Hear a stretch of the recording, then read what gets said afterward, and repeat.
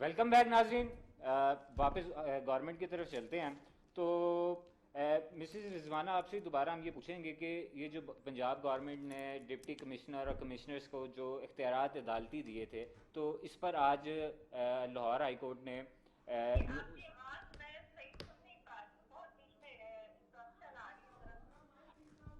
अब आपकी आवाज़ ठीक है? अब आ रही है आपको आवाज़? हाँ जी, अब आ रही है। अच्छा, मैं एक मासूमाना सा सवाल ये कर रहा हूँ कि जो कमिश्नर्स और डिप्टी कमिश्नर्स हैं उनको इख्तियारात, अदालती इख्तियारात दिए गए, पंजाब हुकूमत की जानिब से नोटिफिकेशन भी दिया गया। तो आज लाहौर हाई कोर्ट ने इसका नोटिस ले लिया और उन्होंने कहा कि ये बिल्कुल नहीं हो सकता। अगर पंजाब हुकूमत को ज़्यादा शौक़ है अदालती इख्तियारात इस्तेमाल करने का, तो पहले परफॉर्मेंस अच्छी दिखाएं। तो मेरा सवाल आपसे ये है कि जब आप ये नोटिफिकेशन जारी करते, इससे पहले कोई कानूनी कमेटी या कोई इस तरह की कमेटी तश्कील नहीं दी गई जहाँ पर ये सारी बातचीत हो सके और ये जो अब लाहौर हाई कोर्ट ने इसके ऊपर इशू उठाया, ये इशू ना उठता? देखिए, ये तो वो बहुत बारीकियां होती हैं अदालत की, और जो है अगर हुकूमत की तरफ से नोटिफिकेशन जारी हुआ है और अगर कोई अदालती पहलू उसमें निकलता है कि अदालत उसके ऊपर कोई एक्शन लेती है कि जी अभी आप नहीं कर सकते, तो देखिए हमने हमेशा अदालतों का एहतराम किया है। अगर उन्होंने ये कहा है तो हम उसको, जाहिर सी बात है, हम उसको निगेट तो नहीं कर सकते ना। अब ये तो वो बात है कि इसमें मैं भी नहीं कुछ कह सकती कि वो एग्जाम सही है या गलत है, क्योंकि इतनी बारीकी तो मैं भी नहीं जानती।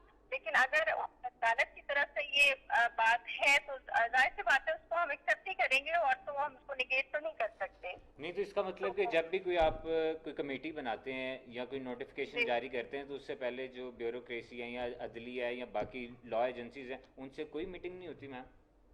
नहीं जी, मीटिंग होती है, लेकिन हर दफा तो नहीं होता ना कि कमेटी बनाए तो अदालत की तरफ से आ जाए। कभी कभार ऐसा हो जाता है, कोई ऐसी शिक रह जाती है, कोई ऐसी अदालती कह लें या कानूनी जो है वो ऐसी कोई चीज रह जाती है कि अगर अदालत उस पर कहती है। वरना ये बात नहीं है, हमारे जाहिर है वो सारे कंसेंसस के साथ काम होता है।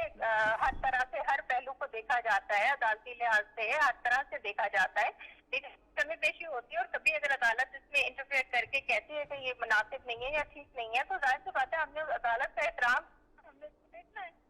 तो वो जी बिल्कुल, आप बिल्कुल ठीक कह रहे हैं। अपोजिशन जिस वक्त जो राना साहब हैं वो आपको कुछ रिप्लाई भी करना चाह रहे हैं, तो जी राना साहब क्या कहेंगे सर?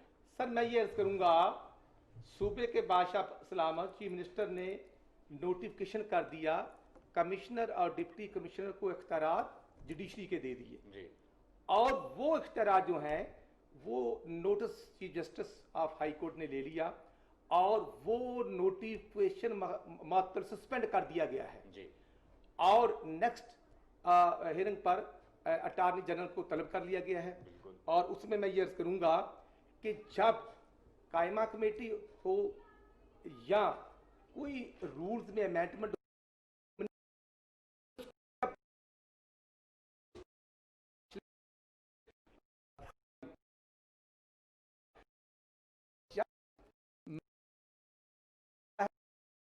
उस वक्त गैलरी में जो लीगल एडवाइजर होता है, जो असेंबली में एज ए डायरेक्टर लीगल तमाम चीजों को देखता है, वो असेंबली गैलरी में मौजूद होता है और सेक्रेटरी लॉ आता है। बिल्कुल। और सेक्रेटरी लॉ आते हैं, देन मीटिंग होती है, फिर वो पॉइंट्स टू पॉइंट जो हैं वो डिस्कस होते हैं, उसके बाद अप्रूवल होती है, फिर नोटिफिकेशन होता है। अगर मैं अर्ज करूंगा कि कानून के मुताबिक तो यही तरीका है, जो सेक्रेटरी लॉ होते हैं वो हर क्वेश्चन और मैं समझता हूं कि रेजोल्यूशन पर वो असेंबली आते हैं और डेली बेसिस पर वहां पर लॉ डिपार्टमेंट का डायरेक्टर असेंबली में मौजूद होता है। और अगर किसी ने ये समझा हो कि कानून नाम की कोई चीज है, तो फिर तो वो उनकी डिस्कस किए बगैर नोटिफिकेशन नहीं होता, नहीं किया जा सकता। और अगर ये किसी ने जारी कर दिया है तो शायद कोई व्हाट्सएप आया हो कि ये सरकार ये लेटर निकाल दें, जो मैं समझता हूं कि मेरी समझ से बाला कौन करता है सर? पूरी अवाम इस चीज के इंतजार में है कि उन्हें पता चले। व्हाट्सएप कौन करता है? व्हाट्सएप मैं अर्ज करना चाहता हूं, जब मिनिस्टर लॉ मौजूद है, जब सेक्रेटरी लॉ मौजूद है, जब डायरेक्टर लीगल मौजूद है जो असेंबली में होता है, जो उन तमाम कार्रवाई को देखता है, तो फिर जो chief justice of high court ने डायरेक्शन दी, जो उन्होंने टेकअप किया, तो फिर वो चीजें इनको पहले ऑन बोर्ड ले लेनी चाहिए थी। रजिस्ट्रार हाई कोर्ट को ऑन बोर्ड ले लेते, या इनका एडवोकेट जनरल जो होता है, जो हर इजलास में आता है, उसकी एक बाकायदा चेयर मौजूद होती है असेंबली के चैम्बर के अंदर, और अगर वो मौजूद थे तो फिर वो चीफ जस्टिस साहब को on board, attorney general government और चीफ जस्टिस और रजिस्ट्रार के दरमियान एक ब्रिज होता है, और वो हैं, मेरी समझ से बालातर है कि ये उनको क्यों नहीं ऑन बोर्ड लिया गया। और अब इशू तो ये है कि चीनी 52 रुपए से 95 रुपए हो गई, सस्ती नहीं हुई। आटा 1610 रुपए था, ऐलान कर रहे हैं चीफ मिनिस्टर साहब, प्राइम मिनिस्टर साहब, लेकिन आटा सस्ता नहीं मिल रहा। और उसके साथ जो पेट्रोल पूरा महीना लोगों के साथ हुआ, किसी ने शादी पे जाना था, किसी ने गमी पे जाना था, कोई एम्बुलेंस में था तो पेट्रोल पंपों पर लाइनें लगी होती थी। और उसके साथ मैं समझता हूँ एलपीजी महंगी कर दी गई। जब तेल महंगा हुआ 300 अरब का बम गिरा दिया गया, जो 26 रुपए तेल महंगा होता है, और फौरन तमाम पेट्रोल पंप पर तेल आ गया। 8 कंपनी को 4 करोड़ जुर्माना करते हैं और 400 अरब का उनको बेनिफिट देते हैं। तो फिर मैं अर्ज करूंगा, कहां पे गवर्नमेंट है, कहां पर वादे हैं, कहां पर रियासत मदीने का जब हम नाम लेते हैं, अल्लाह तबारक व तआला हम सब पर रहम फरमाए। तो फिर हमें ये जिम्मेदारी ऑन करनी चाहिए कि हम सबसे पहले मुसलमान हैं। जब अल्लाह ताला हुकूमत देता है तो फिर उसका हिसाब किताब भी होता है, वो हम हों, मौजूदा हों या आने वाले हों। इसलिए मैं अर्ज करूंगा कि गवर्नमेंट को डायरेक्शन और अमल पर अमल दरामद करवाना होगा। अगर नहीं करवा लिया, जब मेडिसिन महंगी 15% हुई तो वो 400% महंगी हो गई। और राजा अमर कियानी साहब मिनिस्टर जो थे, उनको उनसे रिजाइन ले लिया, नैब ने टेकअप कर लिया, अब नैब भी भूल गई, और माशाल्लाह वो भी 400 अरब का बम कराया, और मेडिसिन की कीमतें वापस नहीं आई। इसलिए मैं अर्ज करूंगा कि जो पीए पे उन्होंने नोटिस लिया, और वियतनाम कंट्री ने आपके 150 मुलाजमीन और 37 पायलट वापस भेज दिए हैं जो पाकिस्तानी थे। आपके तुर्की हमारा बेहतरीन दोस्त है, और आपकी यूए एयरलाइंस वालों ने भी वापस भेज दिए हैं।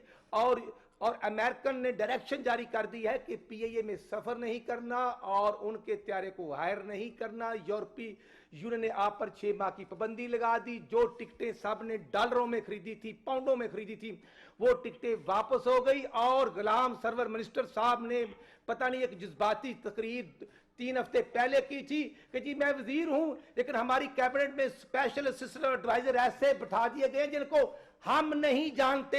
ये एक मिनिस्टर कह रहा है, और उस मिनिस्टर ने जज्बाती होकर कह दिया कि 850 जो पायलट्स हैं उनके लाइसेंस वेरीफाई नहीं हो रहे।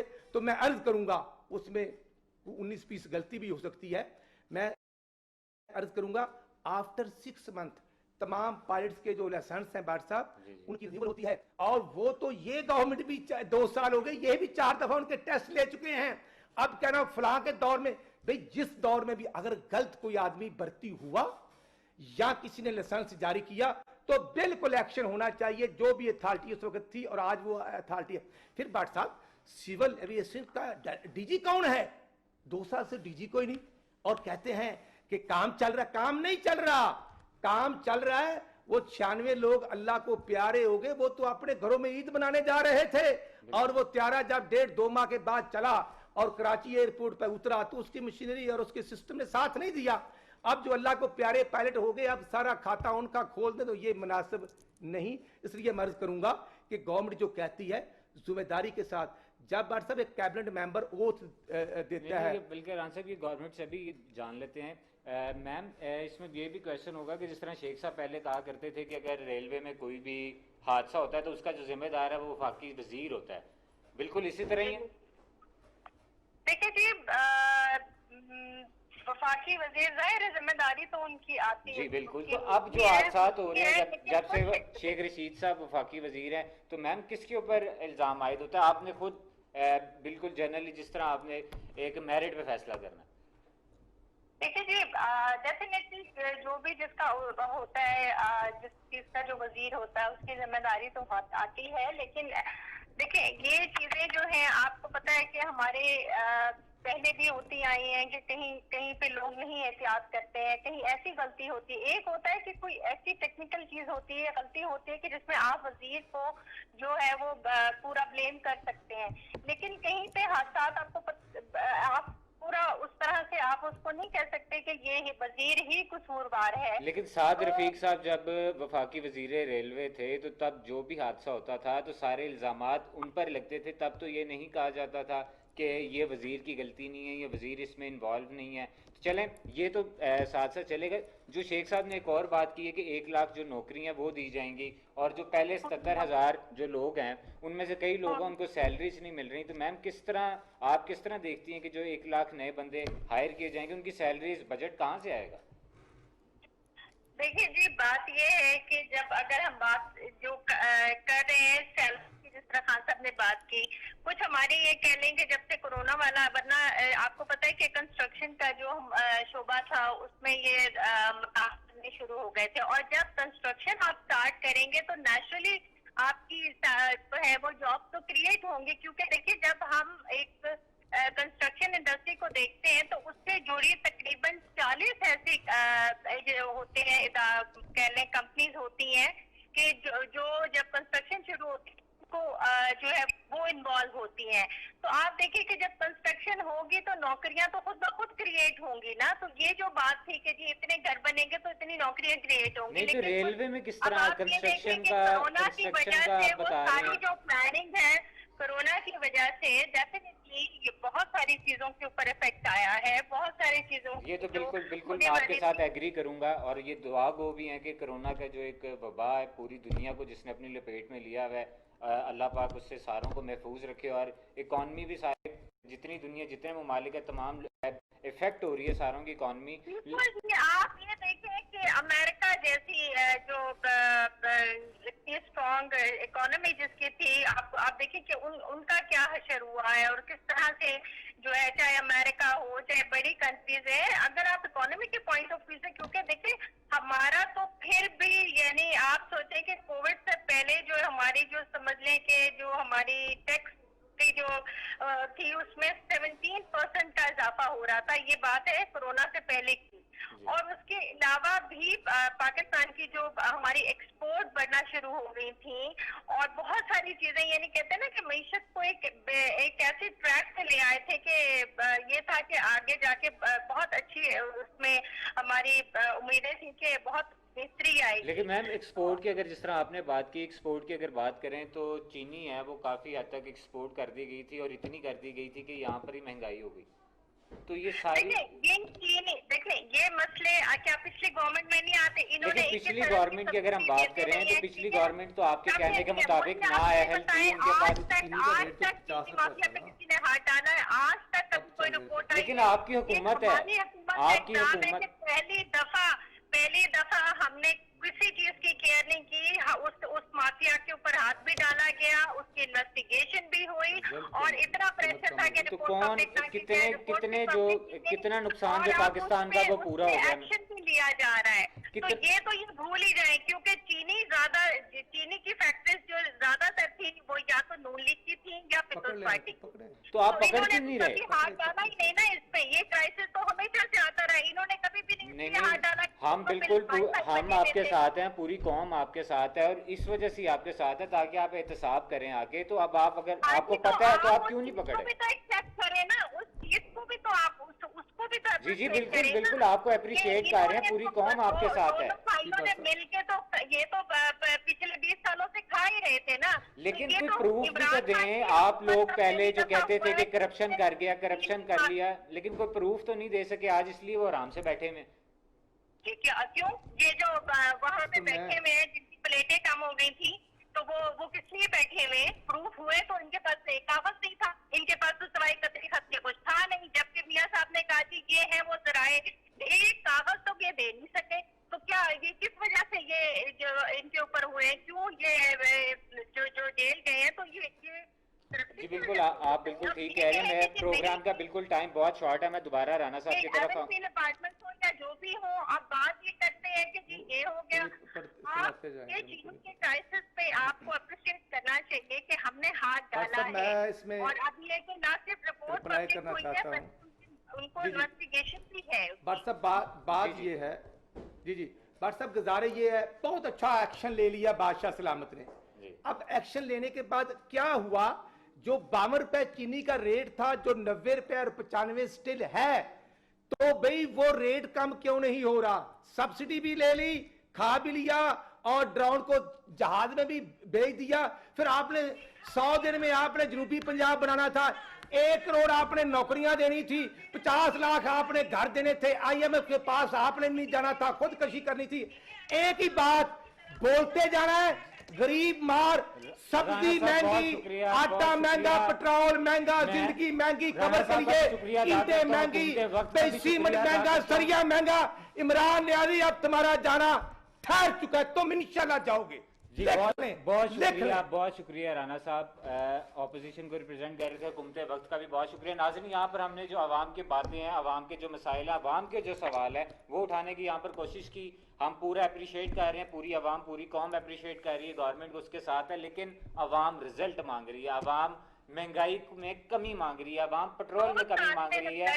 तो इस पर ज़रूर हुकूमत को मजीद भी वक्त देंगे। जहाँ पर 20-20, 30-30 साल हुकूमती जमातों ने हुकूमत की है, अभी तो इन्हें 2 साल हुए हैं और भी इन्हें टाइम दिया जाता है, आवाम इन्हें ज़रूर देखेगी।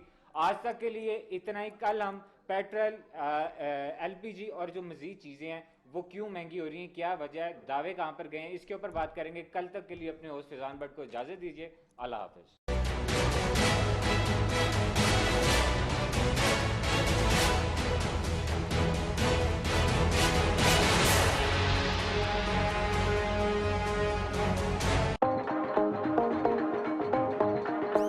बेगानी शादी में